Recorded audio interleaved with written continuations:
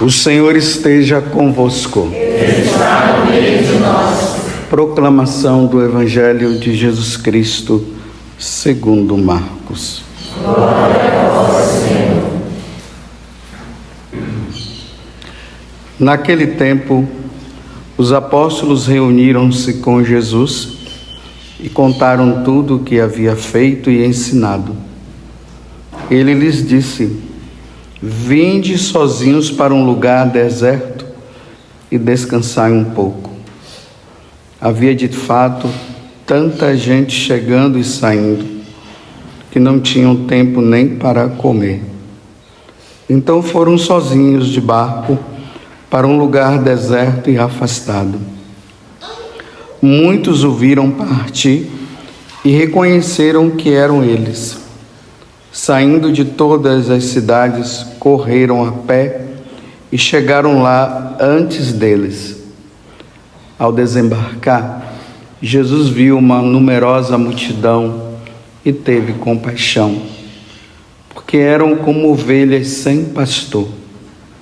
Começou, pois, a ensinar-lhes muitas coisas. Palavra da salvação. Glória a vós, Senhor.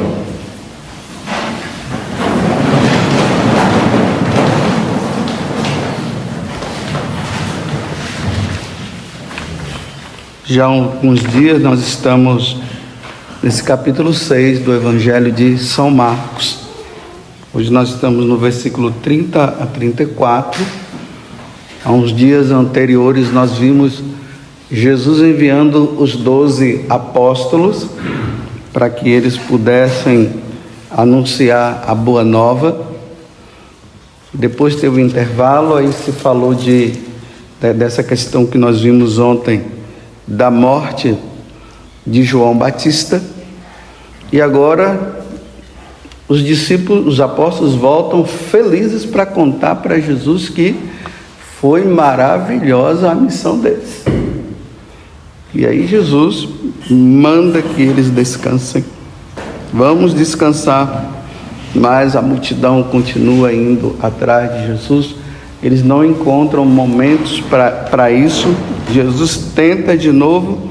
E no final Jesus olha e vê o povo, começa a ter compaixão desse povo. E aí ele termina dizendo: eles eram ovelhas sem pastor. E começou a ensinar-lhes muitas coisas. Sempre ali no Evangelho, ali para o povo judeu, eles tinham uma compreensão do significado de uma ovelha sem pastor. Porque o pastor, ele cuida das ovelhas. E as ovelhas, elas necessitam do pastor. Porque se o pastor não cuidar das ovelhas, o lobo poderá vir e comê-las. Então há essa unidade entre um e outro. Por isso que no Evangelho de São João, Jesus fala, que a ovelha, ela conhece a voz do pastor. Ela sabe distinguir, se o lobo vem, ou se vir um mercenário, melhor dizendo, o mercenário vai falar, ela vai dizer: não, esse não é o pastor. Ela só atende a voz do pastor. Então ele está dizendo agora o quê? Ele percebeu que aquele povo que estava ali, eles estavam como pessoas sem um líder. E não tendo um líder, não tendo uma pessoa que pudesse conduzi-los, eles poderiam se perder. Então, até mesmo em meio ao cansaço dos discípulos, Jesus vai lá e começa a ensinar. Ensinar o quê? Ensinar o caminho. O caminho, que caminho é esse? Esse caminho que nos leva ao céu, que é o nosso fim. Nós precisamos entender que nós não estamos aqui nesse mundo apenas para ser padre, para casar, para ser missionário e sabe lá o quê, para ser presidente. Então é para isso que eu estou aqui. Aí as pessoas dizem assim, né? Deus tem um grande propósito na sua vida, mas às vezes esse propósito que as pessoas dizem se torna um propósito muito humano. Mas bom, mas não é o propósito maior. O propósito maior que Deus tem para nós é o último fim. O último fim nosso é Deus. É lá que tudo vai começar e vai começar sem ter um fim. Não vai terminar. A nossa vida aqui na terra, ela termina. O próprio salmista fala que a nossa vida aqui na terra é um sopro, passa. É como aquela flor. De manhã ela está linda, de noite, na parte da tarde, ela está murcha. Para dizer, a nossa vida é assim, ela é passageira. Então, dentro de nós, precisaria ter uma compreensão do verdadeiro sentido da nossa vida. O verdadeiro sentido da nossa vida é Deus, é chegar a estar com Deus, é morar com Deus, porque senão nós vamos ter até bons propósitos, nós vamos até caminhar com Deus, vamos fazer até tudo que Deus quer, mas sem o devido propósito, sem o devido fim. O fim é esse. O nosso fim é estar com Ele, como Santa Águida, né? Que nós, no dia de hoje, essa jovem, que ela se consagra inteiramente a Deus, e depois ela se coloca numa situação de escolha entre viver com aquele prefeito e viver com Jesus na eternidade. Ela prefere viver com Jesus na eternidade, porque o prefeito poderia dar tudo que ela quisesse, mas coisas passageiras. Você vê que tem tanta gente querendo ser rica, aí quando se torna rica, parece que chegou no fim. Agora eu sou rico, o que é que tem mais a fazer? Por que tem pessoas que acham que elas vão ser felizes sendo ricas, e depois a gente ouve notícias que aquela pessoa que tinha de tudo, ela se matou? Então, a verdadeira felicidade não está na riqueza. Aí, a verdadeira felicidade está em se casar. Aí a pessoa casa e depois ela percebe que tem algo a mais. Por exemplo, eu sou padre, aí tem o jovem que quer ser padre. Aí depois que ele se torna padre, ele vê que ainda está faltando alguma coisa. E isso que falta é a felicidade plena. A felicidade plena, ela só vai se dar em Deus. Aí o que acontece? Nós buscamos tudo aquilo que nos faz feliz nesse mundo e que é passageiro, e não transcendemos, ou seja, não vamos além, nós paramos aqui. E por nós pararmos aqui, o que é que acontece? Chega um momento que a gente acha que é sem graça. Nossa, me empenhei tanto nisso e não era o que eu pensava, não era o que eu imaginava. Então tem algo a mais.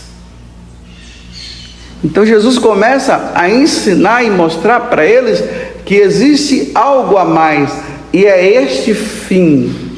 É para isso que nós devemos lutar.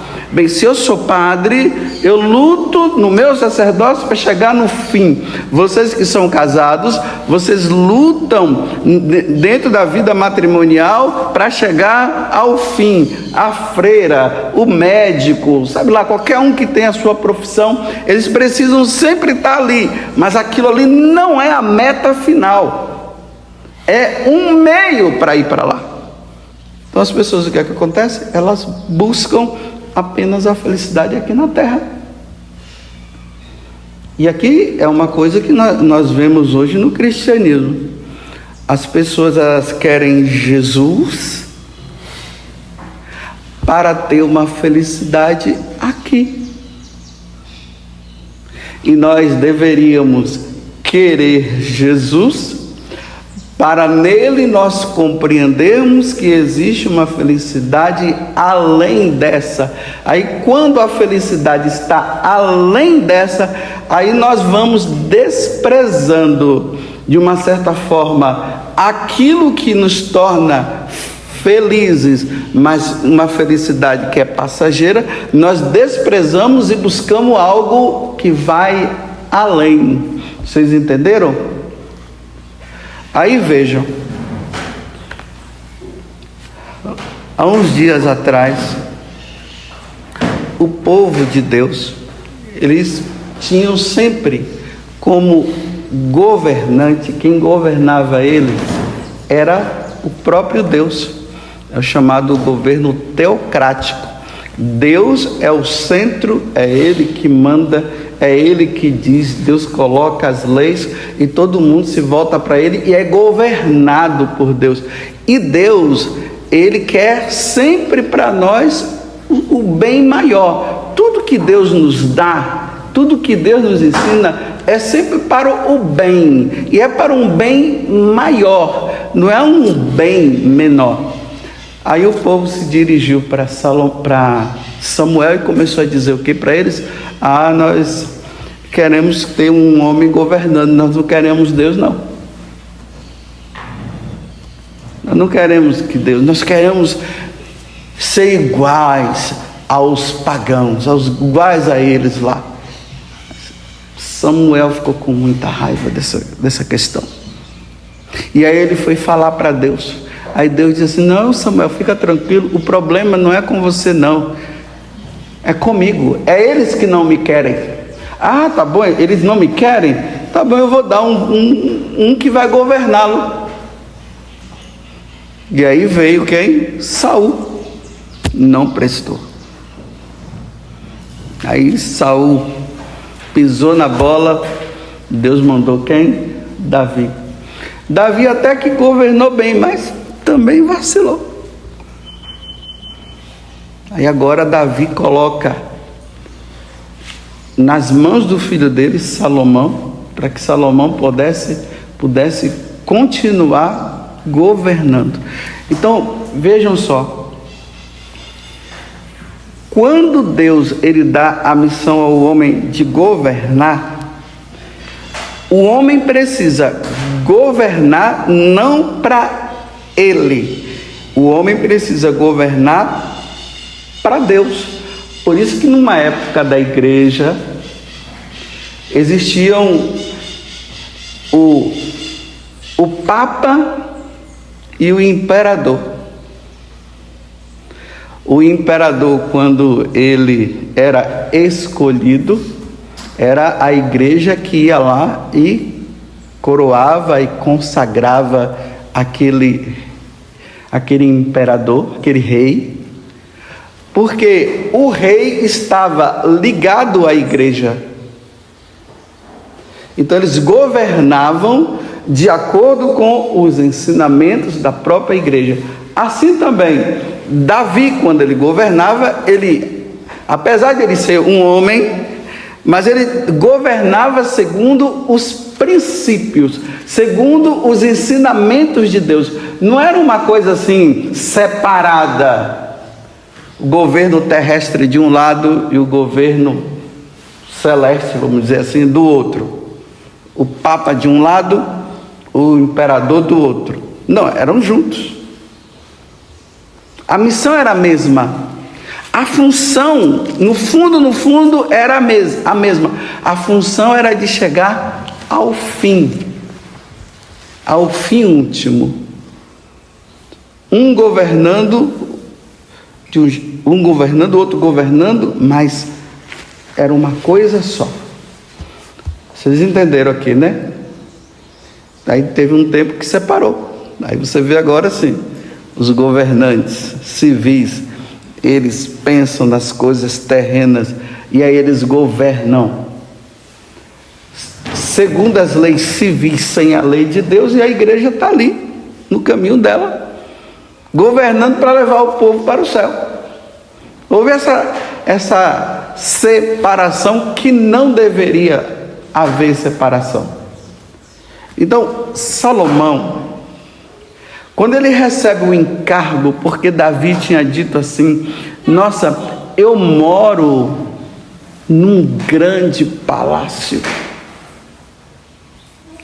E vejam só, e a casa de Deus está aqui, nessa tendazinha, nessa barraca, que se chamava tabernáculo. Ele disse: não é possível. Deus também tem que estar num lugar de honra. Aí ele diz: vou construir. E na hora que ele vai construir, Deus envia o profeta Natã e diz para ele: não, você não pode construir, porque você matou muita gente. Muitas pessoas você matou. Então nós vamos fazer o seguinte: o seu filho, é ele que vai construir o templo. Olha, construir o templo significa um povo voltado para Deus, que oferece sacrifício a Deus, que faz como o salmo de hoje, que é o salmo 118, o salmo 119, esse salmo ele é belíssimo. Por que ele é belíssimo? É uma exaltação à lei de Deus. São muitos capítulos, ou versículos, acho que são 179 ou 136 versículos que ele tem. Você leva ali uns 15 minutos, acho, lendo esse salmo. E aqui o refrão está dizendo assim: olha, ó Senhor, ensinai-me os vossos mandamentos. Então, veja, construir o templo significa colocar a lei de Deus aonde o povo deveria ouvir a lei de Deus, para não se desviar do caminho. Qual é o caminho? O fim último, que é um dia estar com Deus, e o lugar do oferecimento de sacrifício pelos pecados do homem, porque o homem ofende a Deus. Então o homem precisaria oferecer o sacrifício. Então olha que missão árdua e grande de Salomão. Ele tinha que construir o templo nas medidas que Deus tinha dado, não podia errar. Tanto que no livro das Crônicas, quando o templo é construído, aí ele entra e aí acontece a Shekinah, ou seja, aquela fumaça, né, que dizer que a glória de Deus, ela desceu, e aí Salomão começou a rezar, dizendo que todas as orações que o pessoal fizesse pudesse chegar ao coração de Deus, e que ali oferecesse o sacrifício. Para quê? O que é que está por trás de tudo isso? Que o povo precisaria ser governado por um homem de Deus. Porque se não fosse um homem de Deus, o pessoal poderia se desviar do caminho que levaria ao seu fim, que é Deus. Então Salomão, ele se depara com essa grande responsabilidade. Não é governar por governar. Não é governar para se ter um cargo. Não é governar para dizer eu sou poderoso.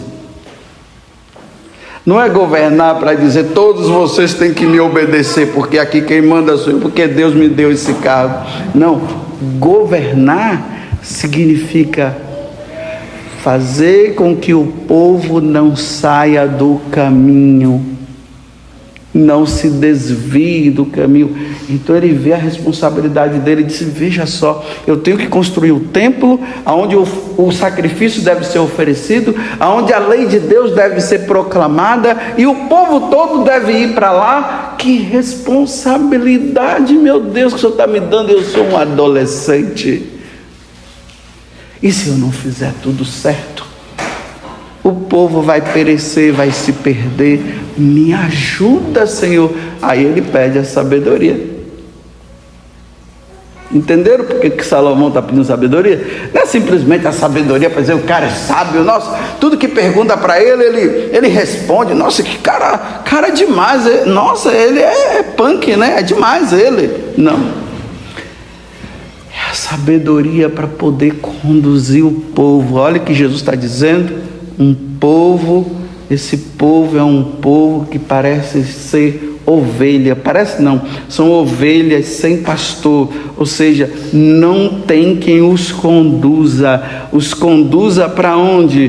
Para o bem maior. Por isso que ele diz: rezai ao Senhor da messe que envie operários para essa messe. Então Salomão, ele diz: Senhor, então me dê sabedoria, me dê compreensão, para eu poder saber distinguir entre o bem e o mal. O bem que nos conduz a ti, fim último, e o mal que nos desvia e nos leva a um fim último, que é a perdição eterna. Dai-me sabedoria. Agora veja, meus irmãos, o quanto que um pai e uma mãe precisa ter muita sabedoria para que esse filho que foi gerado nesse ventre dessa mãe, o pai e a mãe devem ter muita sabedoria para saber conduzi-los no caminho que leva ao fim. Não é somente dar uma educação, dar uma profissão para o filho. Nossa, agora eu estou realizado, meu filho agora tem um diploma. Sim, tem um diploma, mas é um pagão. Se realizou humanamente, mas está faltando a segunda realização, que é o desejo de ser de Deus e caminhar no caminho de Deus.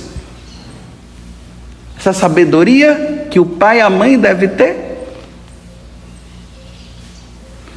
Sabedoria que o Kleber e a Rose precisam ter em relação à Bruna.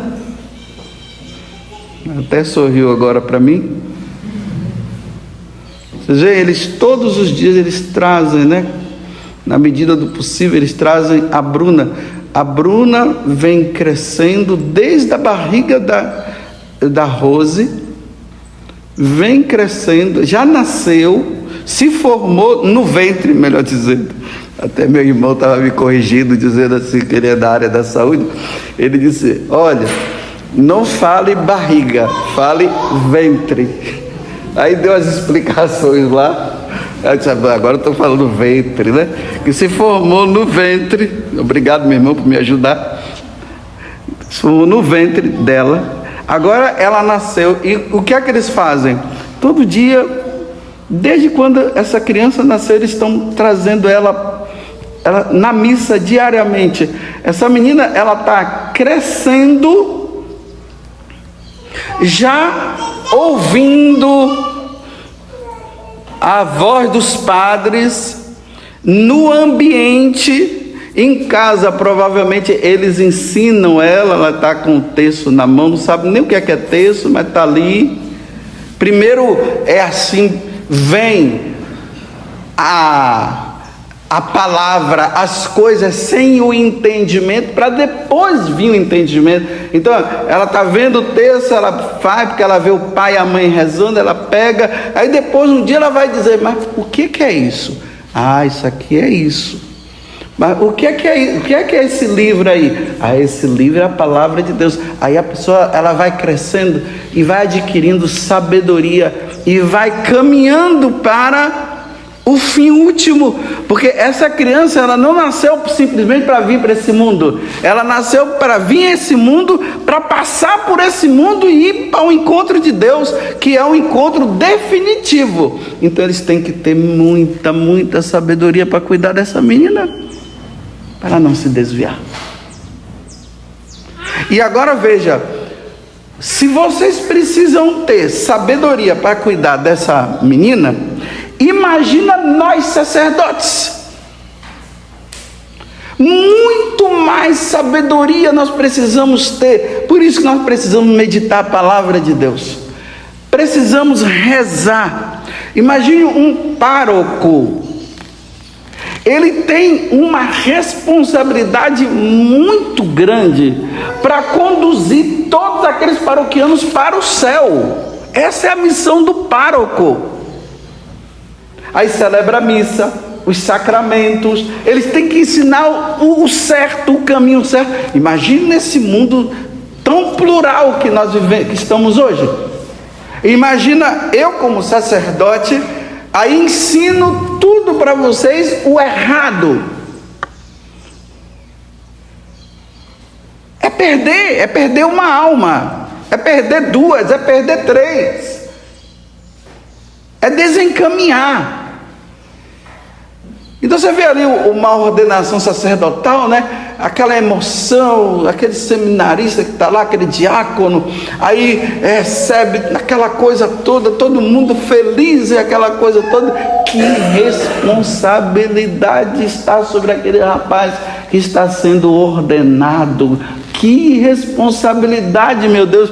Senhor, dai-me sabedoria, muita sabedoria, para que o mundo não entre. Quando aqui no Salmo 118 diz assim: como um jovem poderá ter vida pura? Aqui pura não está relacionado só à questão sexual, não.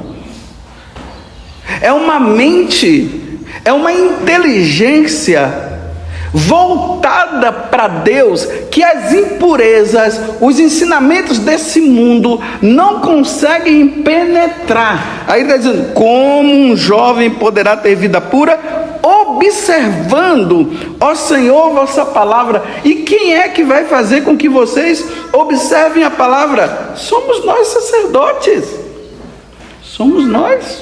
Começa pelos pais, e os sacerdotes fazem o resto, que não é simplesmente o resto, né? Conduz, dá o complemento, porque o pai e a mãe aprendeu conosco para que nós pudéssemos, para que pudessem encaminhar. Então, olha, o governo, os professores, aqui eu estou falando das autoridades, olha, os governantes, os professores, os sacerdotes, deveriam ter uma comunhão entre os três tão grande, que os ensinamentos e a forma de cada um governar e ensinar não poderiam estar longe do verdadeiro conhecimento que é o de Deus. Tudo conduzindo para um fim, e o fim único é Deus. O fim único é a eternidade. Vocês estão aqui já cansados, que eu já vou acabar, ouvindo essa homilia. Já tem 27 minutos que eu estou aqui, entrou no 28 agora. 28 minutos aqui falando na cabeça de vocês o quê? Não se desviem do caminho de Deus. A sabedoria está nisso. Mas para eu estar aqui agora, eu tive que acordar 3 horas da manhã para rezar. E lá pedir a Deus: Senhor, que eu não fale nenhuma besteira. Senhor, que o que eu fale esteja de acordo com os ensinamentos que a igreja sempre nos ensinou. Que esteja de acordo com a Sagrada Escritura. Porque eu poderia estar falando aqui alguma coisa que poderia desviar vocês do caminho. E aí a responsabilidade pesa aonde? Nas costas de nós, sacerdotes. Que responsabilidade. Então dai-nos, Senhor, dai a nós, sacerdotes, sabedoria, muita sabedoria. Porque vocês pensam que é fácil governar essas ovelhas que estão aí? Não é fácil, não.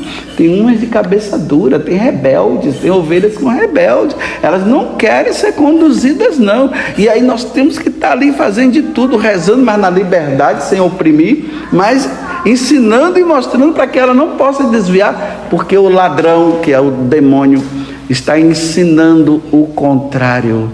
Só que humanamente, o que ele ensina parece ser bom e agradável. Eu estou dizendo parece, mas não é.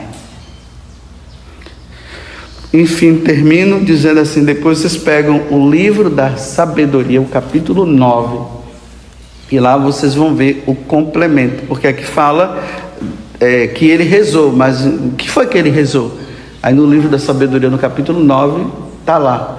Mas antes tem toda uma preparação que o autor vai levando até chegar o momento que ele reza, dizendo: Senhor, dai-me sabedoria para construir esse templo e para eu governar bem o seu povo. Governar bem o seu povo significa que eles não desviem do caminho da salvação.